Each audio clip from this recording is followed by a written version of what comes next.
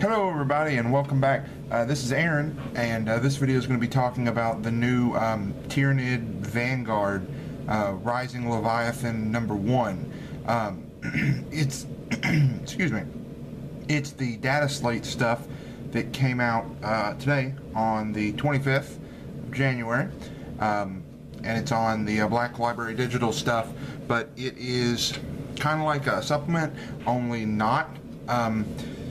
Before Christmas, they released some data slates and things, and like they had one for Bellicor, which is just a single model, and Cipher, that was just the rules for Cipher and some Chosen and things like that.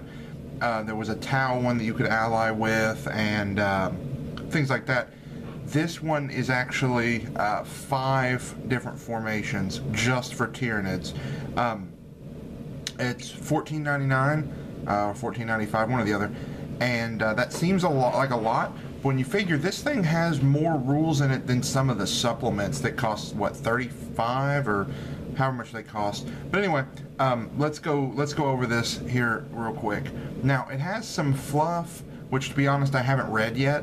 But what I do have, what I have read are the actual data slate parts. Now, it's got rules on how to use the data slates, things like that, like you know, they don't take up Force Org slots, but because of that, you know, like the troops that are part of it, they're still troops, but they don't count against you. And at the same time, though, you can't, like, if you take the Genestealer broods that are in here, they don't count as your minimum 2 troops. So, let's jump right in. The first data slate is the Lictor Forest brood. Now, what this is it's a formation for Tyranids, actually. Obviously, all of these are formations for Tyranids. Now, this one is, it consists of the following units. It's 1 brood of Lictors, and it must contain 5 Lictors. And even though, it even says, even though you're not allowed to have this number in a brood, this brood has to be 5 Lictors. And then they have a special rule called Deadly Fruit, which is models in this formation that are within a forest have the Shrouded special rule instead of Stealth. In addition, models in this formation that are deployed within a forest using the Infiltrate special rule can be set up within 6 inches of an enemy model. Okay, so that's all this one does. So what does this do? Well, all of a sudden, Lictors can be pretty scary.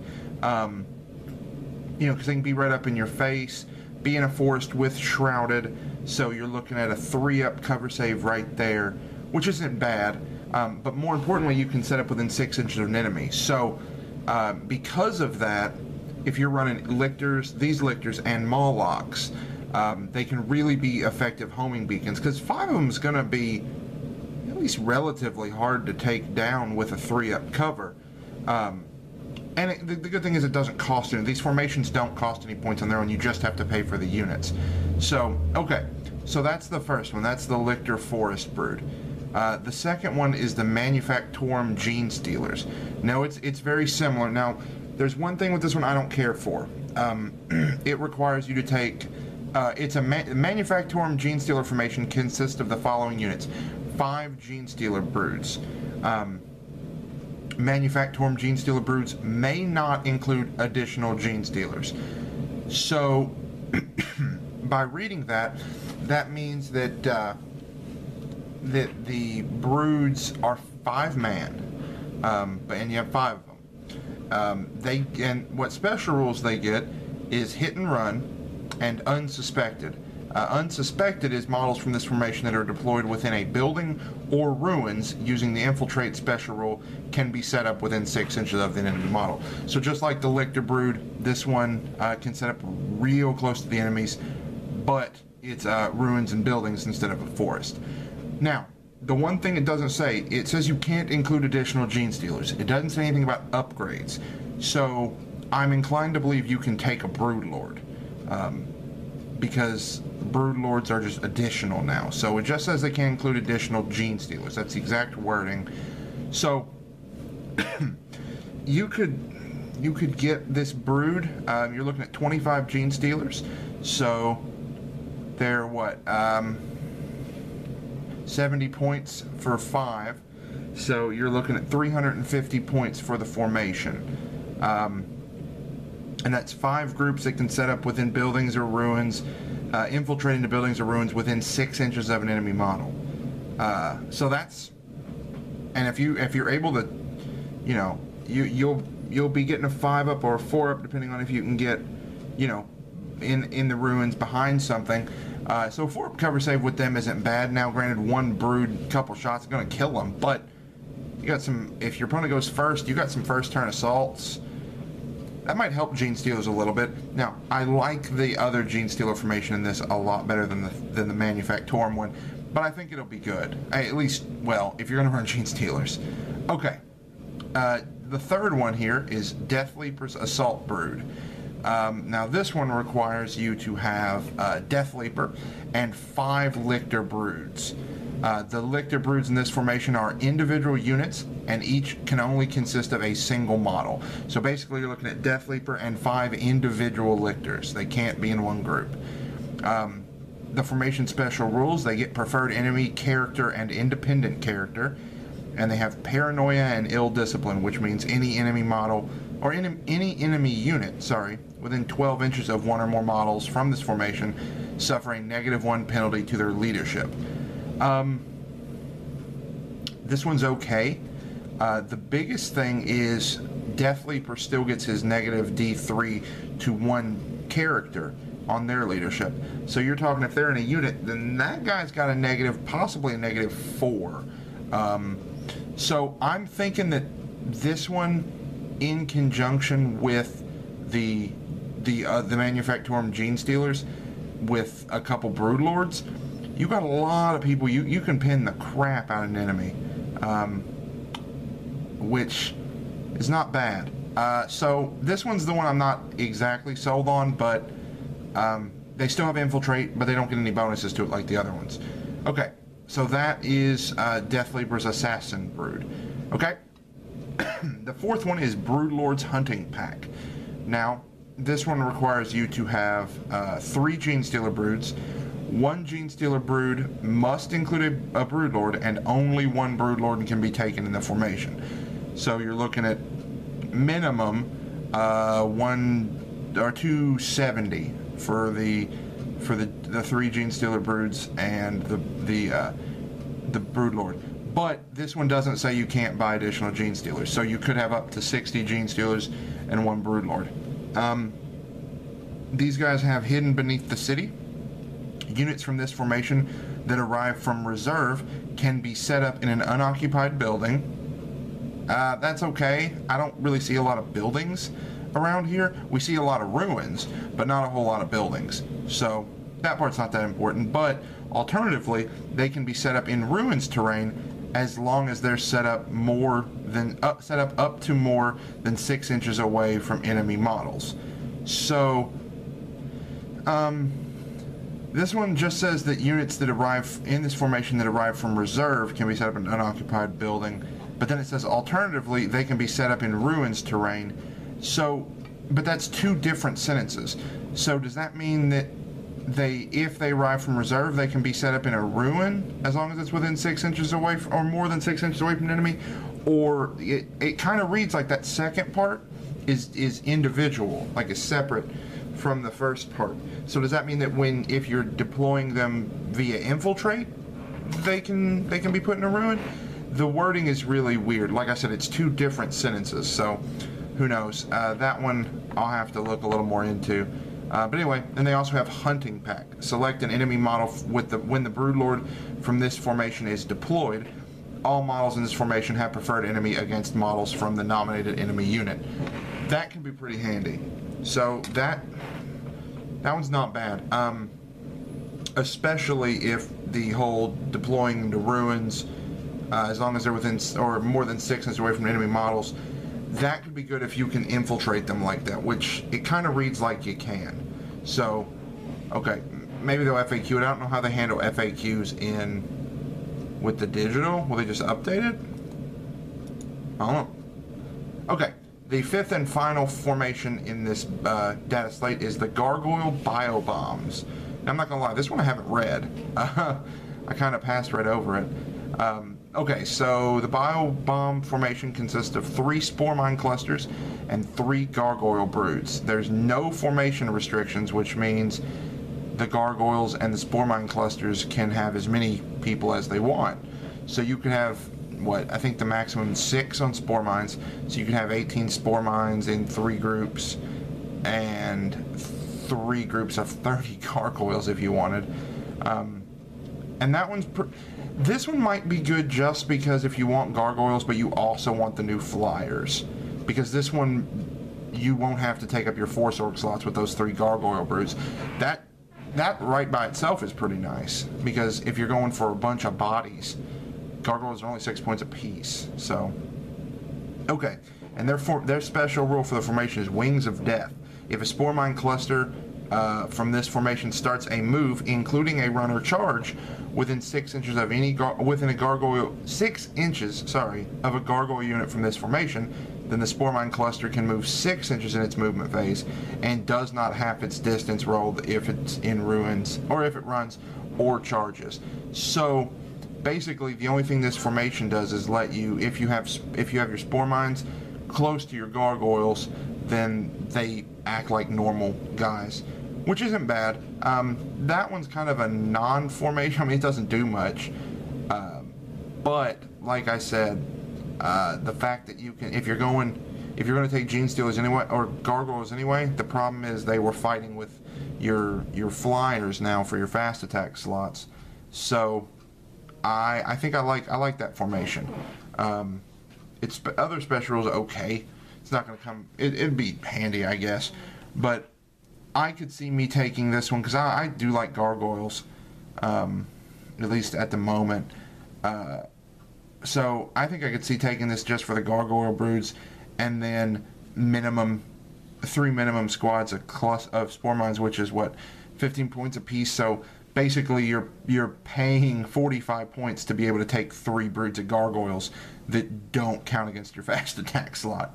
So in that respect, it's pretty good. So what do I think of those? I don't know about the Death Leaper one. I'm not completely sold on it. I like the other Lictor one where they can show up right in front of in forests and get shrouded. I like that one. And both of the Genestealer ones seem like if you're going to run Genestealers, there you go. I mean, there's still troops, there's still scoring units.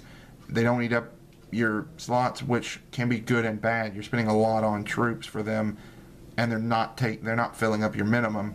But they really kind of help the Genestealers get where they need to be quick, which has been a problem because infiltrating before, if you don't have a lot of line of sight blockers, you're set up 18 inches away, which means you're usually weathering 2, maybe even, depending on the enemy, could be weathering 3, and bad run rolls, you could be weathering 3 rounds of fire before you get the Genestealers into combat, which is where they have to be.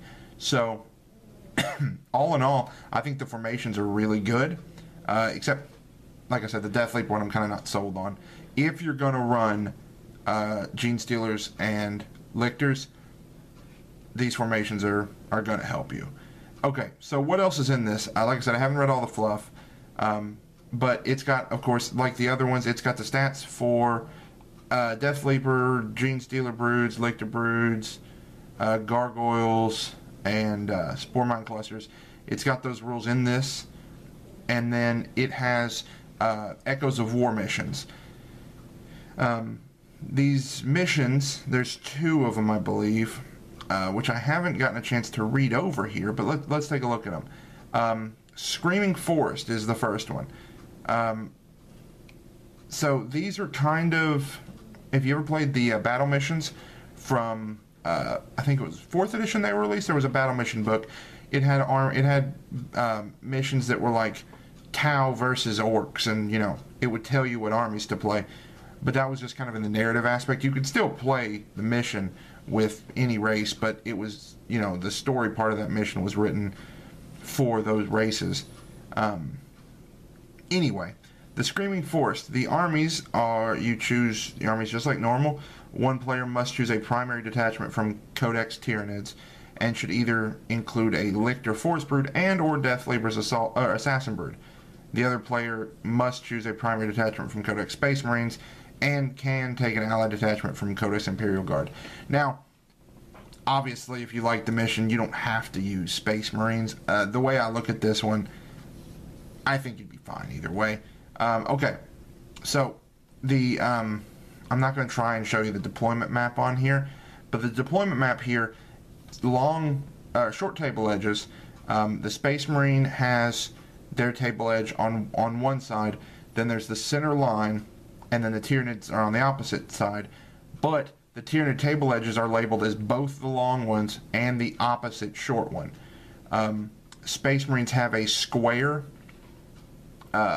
deployment zone in the Tyranid table edge, and it's 12 inches, basically it's 12 inches away from any three of the Tyranid edges, but it's on the Tyranid side of the line. So it's kind of hard to explain. Players use Warlord traits normal. Space Marine player deploys first anywhere in the half of the table that is opposite to the Space Marine table edge, and which is more than 12 inches away from any of the Tyranid table edges. No Space Marine units can be placed in reserve. The Tyranid player deploys second. Tyranid models can be deployed anywhere that is 3 inches, that is within 3 inches of a Tyranid table edge. So you have to like castle up.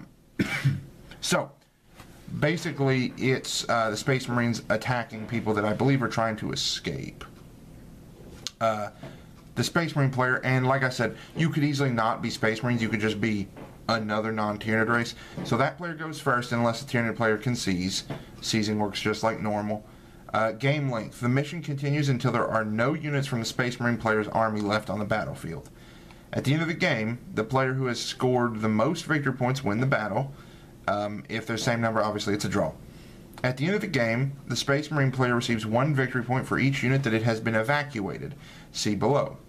And the Tyranid player receives 1 victory point for each enemy unit that has been completely destroyed. Units that are falling back or otherwise not on the table at the end of the game count as destroyed for the purposes of this mission.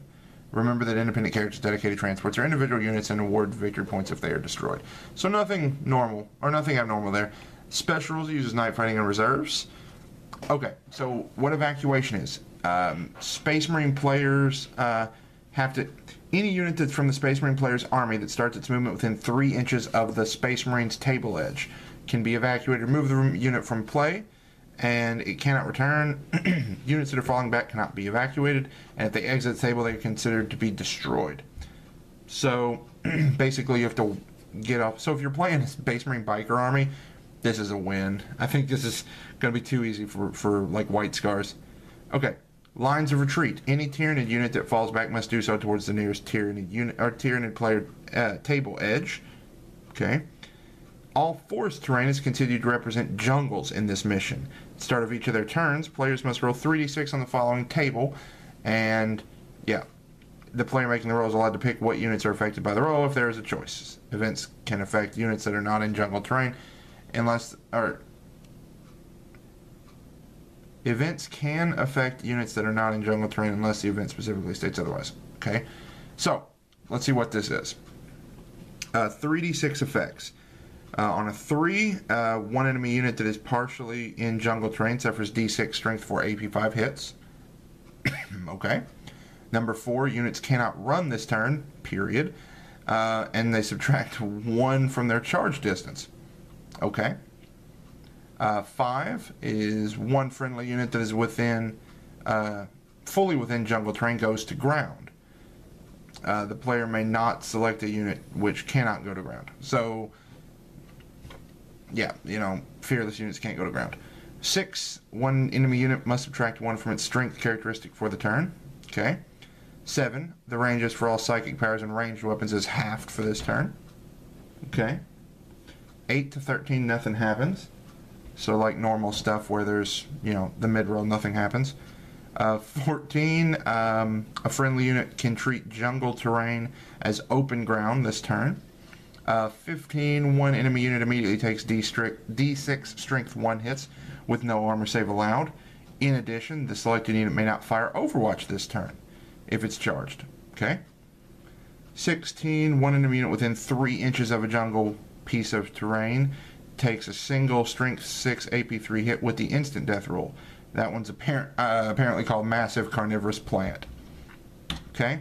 17, 1 unit friend or foe with no armor save allowed. Whatever the result of the leadership test, the unit has the Fearless and Rage special rules for the rest of the battle. And 18 is you nominate one enemy unit that is moved in the previous turn, and then every model in that immediately makes a dangerous terrain test. So, you know, some fun little tables. So that could be a fun mission. Like I said, if it's white scars, they're going to get away. But it could be fun. So I'll have to give that one a go. The random thing didn't seem so bad. Okay. So the other mission is Battle for the Under Engines. Now this one says that one player should be Tyranids and the other should be Imperial Guard. Like I said, I don't imagine you couldn't change that other army. But anyway, the players must split their army into contingents. So 3 different contingents. First, select a unit from the army roster. This unit joins contingent A. Then pick a second, it joins contingent B. Then the third unit has to join C. The fourth must join A, and so on. Okay? Not hard. The battle, so basically they're going to be even. Having selected your contingents, you must fight 3 battles to determine the winner of this mission. Each of the battles is fought using the following mission instructions.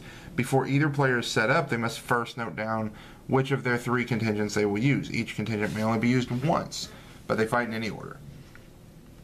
Okay, interesting. And set up the terrain as in the book. The battles being fought in underground tunnels or chambers, and you should use appropriate terrain from your collection to represent the gloomy depths in which the forces are clashing. Okay? It uses the, I can't remember the name, the diagonal deployment, Vanguard. It uses the Vanguard straight deployment. It's the diagonal with 12 inches from the center line for you to deploy from. Player deployed first goes first unless they can steal. Uses variable game length, same as normal. At the end of the battle, you're playing. Okay, so you're playing for victory points. If you win 2 of the battles or win 1 and draw the other 2, then you win the mission. Okay. Primary objective. At the end of the game, each player receives 1 victory point for each enemy unit that's been destroyed. Units that are falling back are destroyed, and okay, so you just get it's kill points. Mission special rules were reserved, so no night fighting. Oh, never mind. Gloom and Darkness. The night fighting rules apply to every turn in this mission. No dice rules required. So Venomthropes gonna be real good. Low ceiling. Any model that has jump pack or jet packs, or is a flying monstrous creature, a skimmer, or a flyer, must take a dangerous terrain check after it completes its move, including runner charges. Wow. That hurts. Maze of Tunnels. All units have the outflank special in this mission. However, all units subtract 1 from their dice roll to see if they arrive from reserves. Okay. That one seems like fun, but it seems like it would take a while because of the 3 different missions. Okay, so that is Vanguard writing. Of course, then it has a glossary, but that seems like it's it. And then it's got some art, which are just High Fleet Leviathan painted models. And then it says, after the end, the invasion continues. Rising Leviathan Part 2 coming February 2014. And the picture, because the picture for this one is a Genestealer with the feeder tendrils. Okay. Dataslate Tyranid Invasion Rising Leviathan Part 2. So Tyranid Invasion is the second part, and the cover has a Tyranid Prime on it with rending claws and a lash whip and bone sword. So, all right, so that's probably going to deal with the actual invasion. This one's the pre-invasion, so that one would probably. I'm looking forward to that one. Maybe they'll make Warriors better. I'd like that. Okay, so I like it. $15, decent. It's Games Workshop, so price is really what you make of it. But compared to the supplements that have come out, I think it's good. I kind of am expecting that after all 3 of them release, they'll probably bind them together into one book and release it, because there are 3 parts to this. I'm guessing that the 3rd part will have something to do with the after the invasion, like the feeding and biomass collection. So that one I'm looking forward to. Hopefully it'll have something for Haruspecs or Rippers. Maybe give them some kind of a boost. So okay. So do I think it made Genestealers and Lictors competitive? Not really, but it did give them a boost. And a note on the terrain. I saw a couple people, not a lot of people are talking about this yet that I've seen, but, and I haven't checked all the forums, so maybe they have. But I did see a couple people complaining, well, what if you never see forests, or what if you never see ruins? Remember that in 40K, you're supposed to deploy, you're supposed to build the map. Like, you're supposed to roll for the sections and see how many terrain pieces go in each set. It takes a lot of time. But if you're playing games, like if you're playing friendly games, now if you're going to a tournament, the maps are most likely, or the battlefields are most likely going to be pre-built, so you have no control over it. But if you're playing friendly games and, people are just using ruins, or they're just using forests, or whatever, and, they're friendly games, say something, and if you're doing it, like if like the shop I go to here in town, usually the people that are there already have everything built or whatever, but just kind of to save time. But you have to mix it up, and I think if you're getting a good mix of forests and jungles, things like that, and ruins and buildings and whatever, I think this will be these formations will be good. Like I said, I really like the gargoyle one because I like gargoyles, and being able to take 3 additional ones for 45 points basically, and you still get the spore mines, I think they're good. So I don't feel like it was left out of the codex to milk money later, because none of the codexes have had formations in them yet, and they very possibly could have written this after the codex was already off to the printers. Because, you gotta think how far in advance the books have to be done, like the codexes have to be finished before they can get proofread, because, how many mistakes are in the new codexes, or codices, but you gotta think of how much time goes between the time where the developers or the designers are done with it and the time it actually releases. So it's just like day 1 DLC for video games. I look at it, I'm giving Games Workshop the benefit of the doubt here. I probably shouldn't, but thinking that after the Tyranid book was done, they were like, hey, we're going to start working on this, and it was done, and it was put up in digital form so it's easier to distribute. So just something to think about. They could very well be just trying to milk money, which wouldn't surprise me. But anyway, hope you enjoyed it, and I will still continue to do Tyranid videos. I'm going to start posting up some actual battle reports soon. It's been crazy busy lately, so they're coming. I'm still kind of tooling around with lists and things like that. And as soon as the other part 2 of the Dataslate comes out, I'll be making a video on that. And I will see you next time. Have a good one.